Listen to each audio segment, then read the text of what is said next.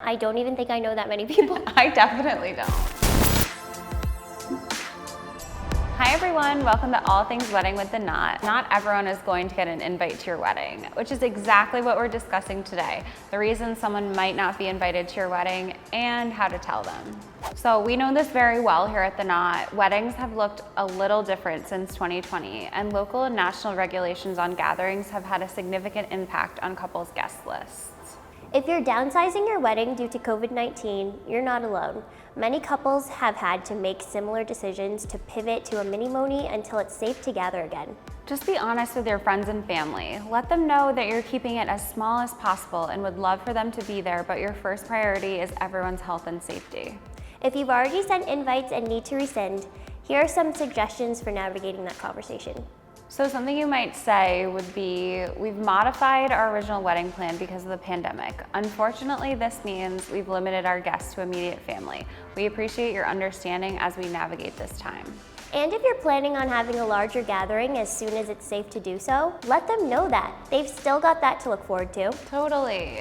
In the age of social media, news about your engagement travels fast. And as a result, you may have old friends reaching out to extend their congratulations. Most of the time, this is a sincere gesture, but if they start fishing for an invite, things can get awkward. If they start asking about the wedding, let them know that with budget and space constraints, you're keeping the wedding small. Hopefully they'll get the hint.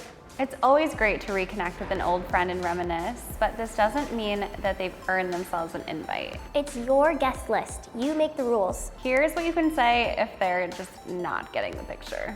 It's great to hear from you. We hope you're doing well since we last caught up.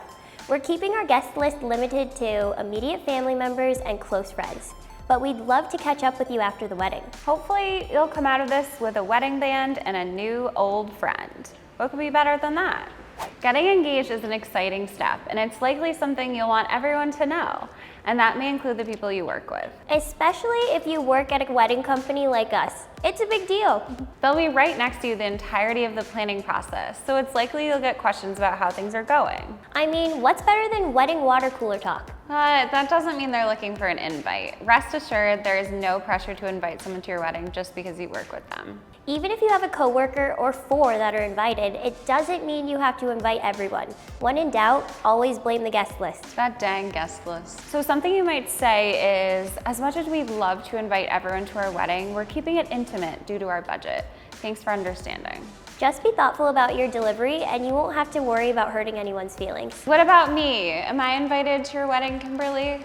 I don't know, due to my budget constraints, I might not be able to fit you on the guest list. Kimberly. Families come in all sizes, and if your family is on the bigger side like mine, deciding where to draw the line between who gets invited and who doesn't can be tricky. Especially if your family is helping to foot the bill. While you may not know your mom's great uncle twice removed, if she's chipping in, she does get a say. Decide together what your total budget is, how many guests you can invite, and how many each contributor should fairly get to request. That way, there won't be any surprises down the line or frantic shuffling to add additional plates. If there's another reason you don't want a specific person to attend, such as falling out or past toxic behavior, talk to your significant other and your families. It's important that you feel comfortable and safe at your wedding, no matter the reason. So when it comes to these conversations, you can always use the venue excuse. Our venue has limited space for guests, so we're keeping the wedding very intimate. We hope you understand. Well, there you have it, our essential guide to handling tough conversations with those people who aren't invited to your wedding. If you've learned anything from this video, it's that you can always blame the budget. That budget. Thanks for watching. That's it for this episode of All Things Wedding. Don't forget to hit that subscribe button and bell icon to get notified every time a new video with our faces gets uploaded. Catch you next time. Bye. Bye.